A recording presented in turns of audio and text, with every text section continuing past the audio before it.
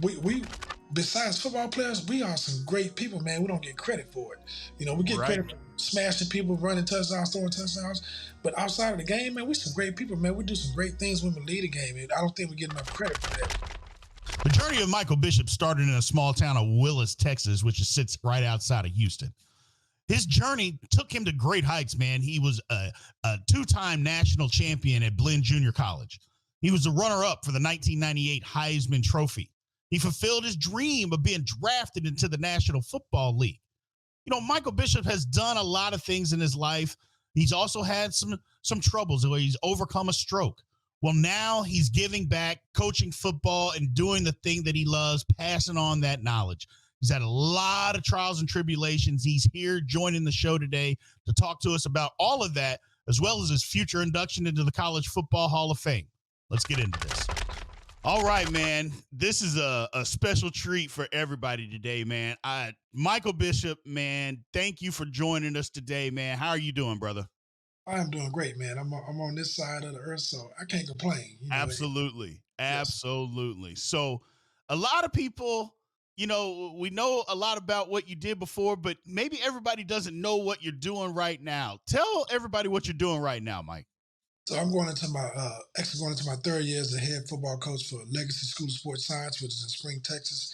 Okay. We're a two-time state champion, and we're hoping to be a three-peat this upcoming season. So, I'm having an opportunity to give back to kids, teach them about the game that we all love so much, and more than just teach them about the game, but able to be a motivator, able to mentor, able to assist them in having dreams and aspirations come to reality. So it's tough at times, but when you've been there, done it, you give them all the good, bad, and the ugly, and they get to make a decision for themselves. They want to tap into this world. Absolutely, man. Absolutely. So let's get into a little bit of this. You're going into the College Football Hall of Fame, man. For me, it's a special treat because, so one of my boys was telling me, he's like, hey, man, he goes, Michael Bishop's going to the Hall of Fame. I'm like, yeah, he is. He goes, well, ain't that like you going to the Hall of Fame? I said, no, it's not. He goes, but you blocked for him. I go, well, yeah, I guess I did. I go, you know what? That is like me going. I said, so I've been telling everybody, man, I've been jumping on the bandwagon like crazy, man. First thing I want to tell you, congratulations. Congratulations, man. And I'm going to say this, B, you don't have to jump on a bandwagon because we all are on the wagon, because I know, a lot of people don't give credit where credit's due. Right. I came in there, you guys took me in and welcomed me. And, you guys didn't have to do that. You guys, laid it on the line. All the glory was going to the QB and, the guys that were scoring touchdowns, but we don't do none of that without you guys. So, right. Going to the Hall of Fame is great, but I know good and well, and I understand that the only way I'm going into that is because of what you guys did up front. Absolutely. I appreciate you saying that, man. It meant the world to me. You don't get to meet a lot of people that get into the College Football Hall of Fame or anything like that. And for me, it's special because I'm like, hey, man, he's Mike. I go, I know him. I go, he's going to be on this platform, man. This is great. It's just, I've been excited ever since then. I've been telling everybody, man. So again, congratulations. Thank you. Speaking into that, how did it come about? How did they contact you? Did they have to nominate you? Tell us a little bit and let everybody know how that actually came about. Well, I've been on the ballot for the past 3 years, and I found out I was on the ballot because, I keep up with sports, so I seen it come across the ticker, right. And then, of course, I, received all the emails, said that, hey, congratulations, you made the ballot, and for me, I was amazed to even be on the ballot because I know it's tough to get in the College Football Hall of Fame. Absolutely. There's few people that's in the Hall of Fame, and there's a lot of people that's not in the Hall of Fame that should be in there, and I recognize that. So when they let me know that I was on the ballot, man, I was just glad to be in the house. I'm glad to be on the bus. Right. I'm glad to be mentioned there. And then I started thinking about it. Did I do enough to deserve to be in there? Did I do enough to deserve to be mentioned with these great ball players? And then I thought about it, and then my answer was like, you did some good things. Yes. So, the year passed by, then second year passed by, talking back and forth with people who I'm close with, who I work with here in Texas, with the Texas Bowl, and, the support was there. So it was like, I feel bad you didn't get in this year. And for me, I was like, man, I'm on the ballot. Right. Name some people that we can reach out and touch that's on the ballot. And for me, that's why I always stay positive, because I'm on the ballot, you know what I mean? Right. And this is in the world, so I'm on the ballot. But when I found out that I was actually going to make it, man, it was amazing, because I had to reflect on, the grind. I had to reflect on, getting in Texas high school football. I reflected on being, in Texas youth football. Mm-hmm. I reflected on hot summer days. I reflected on blood, sweat, and tears. I reflected on, the great friendships that I met along my journey. And that journey, for me, says it all, because that journey, man, like I know, B, that journey is tough, man. Yeah. It's ruthless. Yeah. It can be very exciting, but then it can bring you back down to your knees at the same time. So for me, I took all that in, and then I took a deep breath, and my mom and dad both, went on to be with the Lord. But when I found out that I was actually going in there, man, the first thing I did was I went to the graveyard, and I was like, hey, we made it, Right. But to be inducted into the College Football Hall of Fame, man, is one of the greatest moments of my life, because I know and I respect the game, but I know and I love everybody that has been on teams with me, because we besides football players, we are some great people, man. We don't get credit for it. We get credit for smashing people, running touchdowns, throwing touchdowns. But outside of the game, man, we're some great people, man. We do some great things when we lead a game. And I don't think we get enough credit for that. But I realized that. So, when I finally, Coach Snyder, Coach Kleiman, Mr. Gene, when those guys, got in contact with my family and let me know that, it was a surprise, because I really just said, I'm on the ballot. Okay, fine, I'll take that. Right. But when I finally realized, and they let me know I was going in, man, I was excited, I was relieved, I was full of joy, and then I was happy for everybody else, because I know, like I said, I'm gonna say this in my speech when I get there. I know beyond a shadow of a doubt, I didn't do it by myself. And you got a lot of guys that when they get a chance to gloat, they talk about themselves. But it wasn't about that with me. It was about everybody that was along the journey with me. Right. It was about my teammates, because, like I said, I know without them, man, ain't none of this possible, man. I know that, and I respect that. So, I'm gonna give you guys y'all flowers every chance I get, because I know, and I know. You know what I mean? Yeah. Well, the thing for me is, I get it. I was there. I was with you. So a lot of people don't know the inner workings of a locker room. I was in the locker room with you. So I know what you're about, man. I can speak it into existence, that it was never about you. It was never about you. You never acted like that. You never said anything like that. So, you saying all this stuff, it brings it all back for me, because I'm like, he was always this way, man. He's not just being humble because of what he's being given at this particular time. He's always been humble. It's just who he is. So I appreciate it. So let's take a look. Now, one thing I wanted to talk about, man. Now, it actually burns me up every time I look at college football. The Wildcat. They call it the Wildcat. And I know people have asked you all these questions and said this stuff to you before. People just don't understand that it was you. It was us. We created that offense. Coach Snyder created that offense for us. And everybody, I'm like, why do you think it's called the Wildcat? Where did that name come from?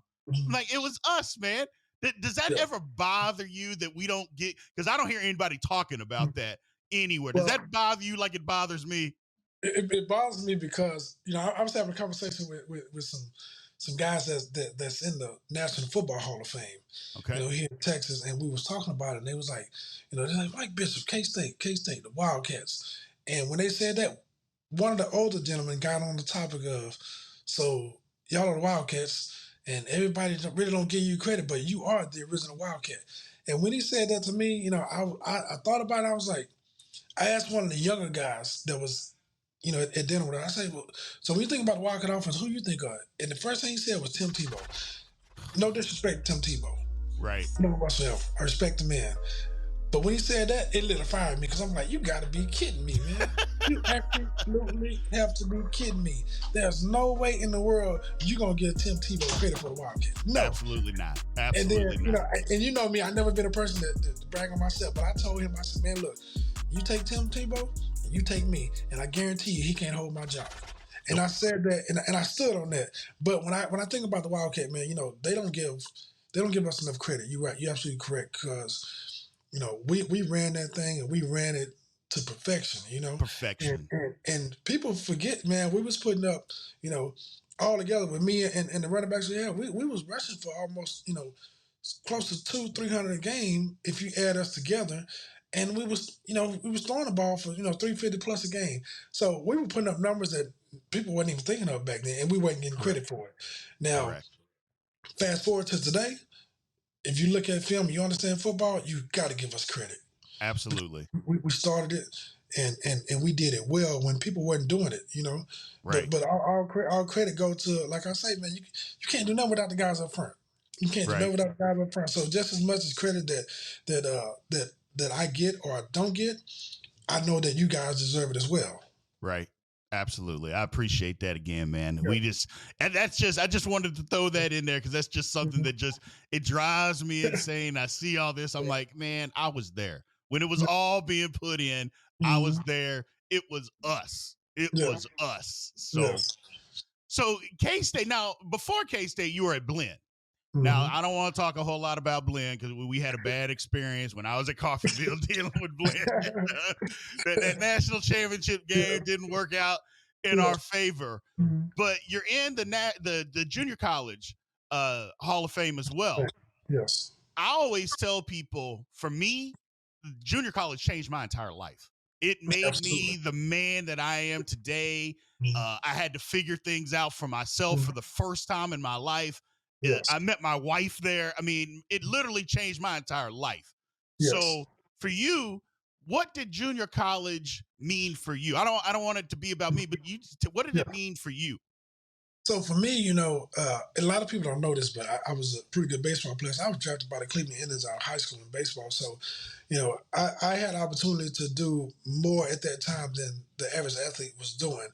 So, of course, I got recruited by all the schools in Texas. And at the last minute, they wanted me to play receiver. And some of them wanted me to play DB. And it just didn't sit right with me at that time. So, I'm scrambling, trying to find a place for me to go where I can just play. And, my mom was in education, so my grades wasn't an issue. I just wanted to go somewhere where I can be, given opportunity to play QB. Right. So my high school coach, quarterback coach, who I'm great friends with to this day, we went around, we took business, and, it came up to say, if you really want to get that opportunity and, you want to prove yourself, you may have to go the JUCO route. And I was like, I really don't care where I go. I want to go play ball. So, met Coach Fritz, met Coach Conway, took visits to Blinn. I went to a couple of junior colleges too that wanted me to play QB, and I just felt like Blinn was the right fit for me at the time. I got to meet some great guys on campus, and the rest is history. We're 24-0, knocked off Coffeyville for one game. But for JUCO, that made me. It gave me 2 years to grow up. It gave me 2 years to get stronger, faster. It gave me 2 years to get acclimated with how the college life works. Right. When you're in JUCO, you're on a smaller stage.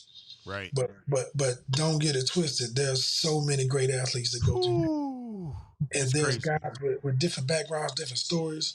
But when you're in JUCO, you got to become a man. Yes. You got to get up and stand on your own, because the guy who's next to you, your roommate, could have been a high school All-American as well. Mm-hmm. Your roommate could have been All-State. And you never know which direction you're going to go. But that JUCO level, if you got a chance to experience it, I guarantee you will come out a better man, better player, better student athlete, because you're gonna go through the rough times, man. A lot of peanut butter and jelly, Yeah. A lot of kids was drinking Gatorade and Powerade and all that, and we're drinking straight water. Yeah, absolutely. So, it's a grind, man, and it will make you understand if you really want to do this. Yes. and you don't have all the you don't get all the cliques, you didn't get all the nice uniforms, you didn't have the best locker rooms, Right. But you were able to play football. You were able to get an education. You was able to get a start on your young career. Right. So the JUCO route for me, man, it propelled me to be. I mean, it propelled me to be the person I am today because the struggles, there wasn't any struggles on the field. The struggles of if you 1 minute late to class, you up at 5:30 in the morning running. Right. So right. it brought me a long way before I got started on my way, if that makes sense. Absolutely. And Absolutely. I wouldn't trade it for nothing in the world because it was a great experience. I wouldn't either. I tell everybody that Coffeyville changed my life. It literally changed my life. So I 100% understand. I don't think a lot of times people understand the struggle that you go through. Because to me, it was, they tried to root you out of there. And they wanted, it was literally the strongest survive. That's it. Because I know coaches was brutal. They was like, hey, man, you don't want to run? Get out here. Get out here. So me and you, and the other guys who came from JUCO that played at K-State, we seen it. We lived it. We made it through it. You know, so we got a story to tell on just the JUCO route. You know what I mean? Absolutely. Yes. And I tell everybody, I was like, man, the conditioning program at junior college was way harder than what it was at Kansas State. And I'm not saying K-State was easy. I'm just saying it was way harder at junior college. Woo! So moving on to K-State, man. I mean, I was there. I got there in the spring semester. I remember when you showed up during the summertime, and you got the starting job, that year.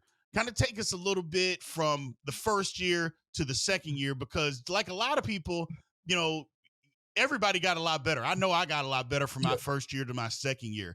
Take us through that process on how much better you got from your first year starting Mike to the second year.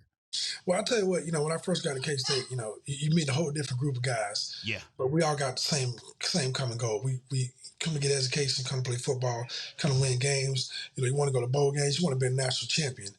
For me, coming off 2 national championships, I felt like I was, from a quarterback standpoint, I felt like that I was right there. I just needed a different look. Sure. I needed a different feel. And like I said, I chose K-State because K-State gave that to me. But when I first arrived in Manhattan, I got to tell everybody, rest in peace, Matt Miller. But I will say this, and I will stand on it. If it wasn't for Matt Miller, I don't know if I would have made it through at K-State my first year, because he came in and took me in. And, we spent numerous hours, at the apartments, on campus, just going over different stuff about, football and what K-State was doing in offense and whatnot. Because JUCO, I tell everybody nowadays, football is football. The routes are still the same routes. It's just different terminology. Right. So for me, coming in and learning terminology and spending time with Matt, away from being with Coach Hudson, away from being Coach Snyder, Coach Peterson, all those other guys, Coach Lattimore, because Lattimore recruited me with Coach Snyder. But I spent a lot of time with Matt, and Matt didn't have to do that. He really wasn't making any money back then. He was a GA. He wasn't making any money, but he took the time out to make sure that I understood what was asked of me, and I appreciate that. So my first year, man, I was like, I'm gonna wing this thing, man. Right. I know I can run it. If you want me to run it, I can run it, but I want to go win this thing. In my first year, we went 11-1, went to the Fiesta Bowl, beat Syracuse. So it was a great start for me, my first year. Going into the second year, I knew that, we all had to get better. Right. And we seen, but as Martin Luther King said, we had already seen the mountaintop, so we knew that we can get over that hump. And coming in, I think the whole demeanor, the whole team structure, everything changed because we knew we were a good team. We knew that we had some All-Americans. We knew that we had some All-Conference guys. We knew that, we had some guys that can just flat out play. Right. So going into that second year, I mean, my whole motivation was to be the best quarterback that I can be for my teammates. And I try to do that every day. I try to have fun and still enjoy the college life. But when it came to football, I put everything into it. So that second year, it was a mission that I wanted to complete. I know that, with all the team goals, individual goals, at that time I wasn't concerned with individual goals. My team goal was let's win this Big 12, let's win this national. So the difference between the first year and the second year, basically for me, was more maturity, more understanding of what's going on, more understanding of what's expected of me, more understanding of the whole philosophy of what K-State football meant at that time. And I think that growth from just mental growth was more important to me than just the athletic growth. Right. If that makes sense. And everybody knows that we had some great players, but I think as a whole unit, we grew mentally. The skills were there. So now that I'm older, I look at life, and I'm saying I would take that mental growth over the skill growth at any time now. Right. But when you're young, you still trying to get it, Absolutely. Yes. Well, the one thing about is, for me, what I realized is it seemed like near the end of the first season, things started to slow down. It was just the game just started to slow way down. It's like, okay, I'm figuring this thing out a little bit, because at the beginning of the season, we're just running around. I'm like, okay, what am I doing here? What am I doing here? I got to think this, and this. And then by the end of the season, it was like, you know what? It's all second nature. And then by the next year, you could see it. I mean, everybody was just like, we know what we're doing. Now it's just trying to perfect it and get as good as we can possibly be. So I'm with you on that. Yeah, it's crazy that you say that too, because the game did slow down, and at some points, we like I say, people didn't give us credit, but we were scoring 77 points a game, right? And sometimes, and we were well prepared too, because it'd be sometimes where we get to play from the sideline, and before the ball is snapped, I may look at a safety, look at the corner, and say, this can't be this easy.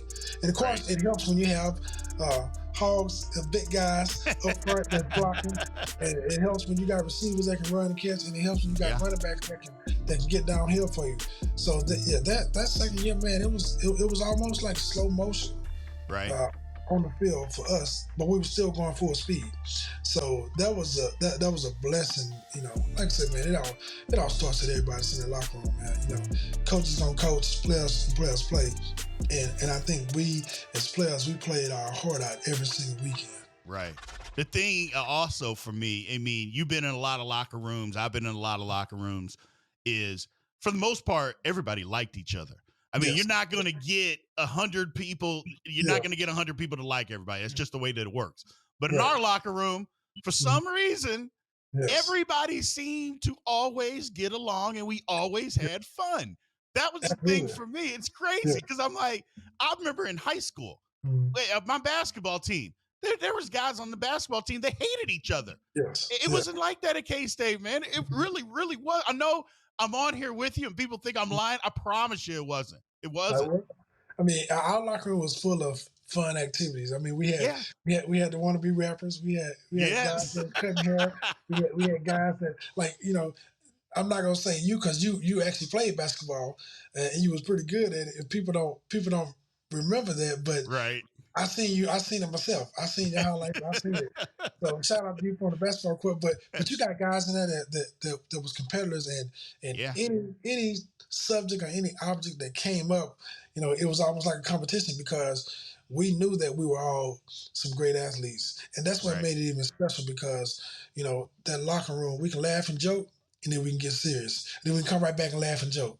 So that was a major factor of how good we were, because of the locker room chemistry.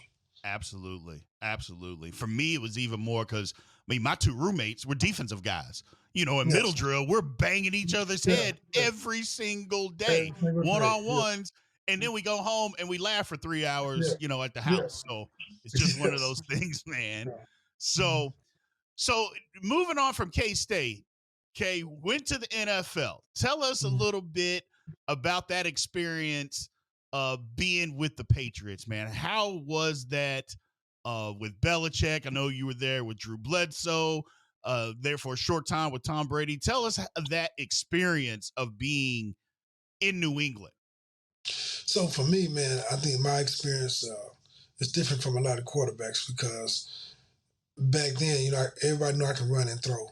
When I was drafted by New England, I was in a room where I was the only one that can run and throw. Right. And do it at a high level. At that time, the NFL, in my opinion, New England Patriots was not ready for what I brought to the table. Correct. And for me to be there for the time that I was there, I can see it. I would do some great things in practice. I would do great things in preseason, and then I would be put back on the shelf. And so for me, I'm like, let me out. Let me get my shine on. I understand that Drew just signed a $100 million contract, and when you're young, you don't know the business side. Right. So now on the motor, I knew that they had to play him because of the money situation. But right.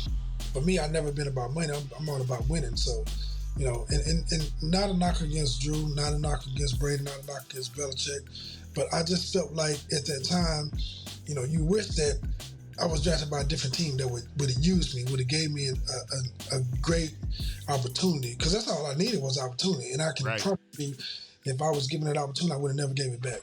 Right. When Brady was drafted, me and Brady hung out. We spent a lot of time off the fields hanging out, just talking about the game, talking about K-State, talking about Michigan. And I tell people this before, me and Brady were great friends. We made a pact that if we ever get opportunity to get out there and play, don't ever give it back. Right. So, and everybody knows the story that, after Brady got his opportunity, but I will say this, when I was there, I felt like there was plenty of opportunities for me to play. I just wasn't given those opportunities. Right. And I understand how the game goes. I understand the culture of Boston back then. I understand the nature of how they were doing things back then. Mm-hmm.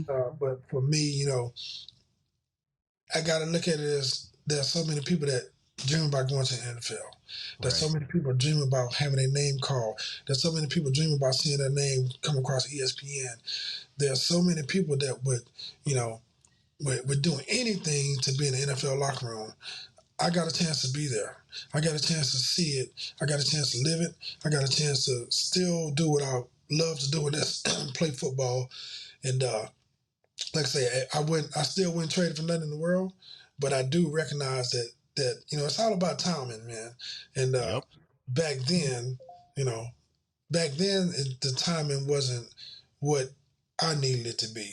Right. But if I was coming out right now, boy, it'd be a whole different story, man. I tell everybody that might be. I tell everybody that they ask me those questions all the time. I said, man, I said, if Mike B was playing right now, I go, he'd be destroying the league right now, because they see they've the offenses and everything has moved to exactly what he did best. And I mean, it would have been crazy, man. Yes, would have been crazy. Yeah, we'd be having a total different conversation right now. Absolutely.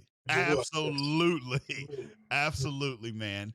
Well, tell us a little, and again, thank you for joining on the show, man. Yes, tell us what you have going on. I know you're coaching at the school there, but tell us a little about some other things that you have going on, man. Oh man, so a lot of people don't know, because I really don't talk about it a lot, and but I had a stroke 2 years ago. Mm-hmm. So for me, I am involved in heart attack and stroke. I'm not prevention, but I talk about it a lot now. But because I went through the stroke, now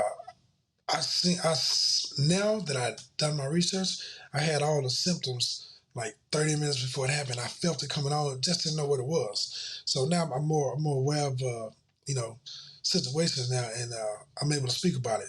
So I go around and speak about it. Just joined this almost like, I just joined this nonprofit going around telling stories about stroke prevention and life after stroke, because what a lot of people don't realize is that I feel like I'm tough. I feel like I can run through a brick wall. I've done a lot of things in my life, but I didn't have a playbook for stroke. Right. I didn't study it. I didn't know anything about it. I didn't know anything about that. I look at it as I didn't know anything about that opponent. So that opponent, for the first time in my life, I felt like I was fighting a battle that I wasn't going to win, And when you're an athlete, you want to win everything. So Sure. I had a chance to sit down for a minute, and I tell people to this day still that when there's a change that need to be made, God will find a way to reach you. And I felt like at that time, God was trying to tell me something because I was up. I mean, I was sleeping like 2 or 3 hours, getting up. I was training kids. I was playing in basketball leagues. I was going to watch my niece and nephews play. I was going because I wasn't coaching at that time, so I was going to watch as many high school football games as I could. Right. And I just wasn't getting no rest. And when you on the go, you. And I didn't even have a bad eating habit. I was eating healthy. I was eating clean. But I got it. God set me down. I was able to see a lot of things. I spent 18 days in the hospital. Those 18 days, I was able to see, the real. I was able to see who came through those doors to visit me. I was able to see who was calling my cell phone. I was able to see who was sending flowers, who was sending cards. I was able to see who I needed on my team. You know what I mean? Yeah, so absolutely. it set me down, and it made me realize a whole lot. And I'm thankful for it because, I'm thankful that I was able to spend those 18 days in there because, like I say, it showed me a different way. And so now, I tell that story, and when I talk to my kids and I coach, I give them life stories. I get them life stories. I get them life battles because I've been there, done that. So for me, it's I get a chance to tell my story. And it has absolutely nothing to do with football. You know what I mean? Absolutely. So I get a chance to tell a different story. So, I thank God for all that. I thank God for everything He's, taking me through and let me be a part of, and the great people that I've met along my journey. Because that journey, like I said, that journey at the end of the day, some people don't have great journeys. Right. I say mine has, seen good, bad, good and bad, and I'm still standing. So that's my message that I like to, send out every day when I have a chance to speak about it. But, I'm coaching now. Like I say, two back-to-back state championships. Hopefully we're gonna win this one coming up. I got a great group of kids that I love being around, love to inspire. I have on the book that's coming out. I'm almost finished with the book, so the people that pre-order, it's on the way. It's coming. I want. There's 2 more books that I got that I'm trying to get done.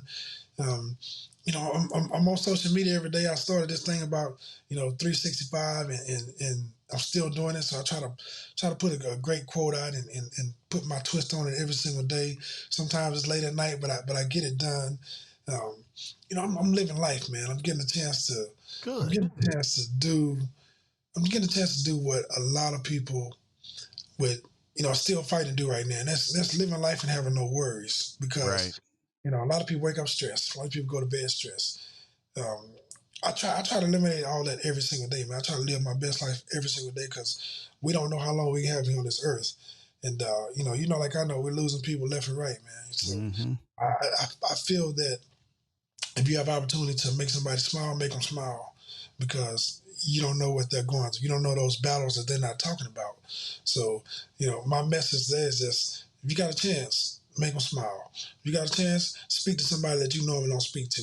If you got a chance, hold that door open for that person that's coming behind you because they may be thinking about, doing something that's outrageous. So if you got a chance, it takes 2 seconds, it takes 5 seconds, it takes 10 seconds. You never know who you're going to meet. You never know why God have you in a position to meet these people, but know that it's for a greater purpose. And that's what I pride myself on nowadays, man. Football is football. I had some glory days, had some great times. Right. Been a lot of places because of that vehicle of football. So, man, I'm just, I'm just every day I'd be so thankful, man, because when I look back, man, I've been through so much. Right. I've been through so much. I've seen a whole lot, man, and people don't get to see that. No. Well, I appreciate it, man. That's a great message. A great message. Just smile every day, help somebody. It's just like you said. You don't know who you're going to meet. You don't know what that person might be going through the toughest day of their life. And it doesn't take you but 2 seconds, 5 seconds to say hi or hold a door open, something like that, man. So you are 100% correct. Well, I appreciate everything, man. Thank you for coming on. I'm looking forward to that book, man. Don't let me down. I need that book coming out as soon as we can. I got you. All right, man. Well, thank you. I appreciate it, man. You take it easy.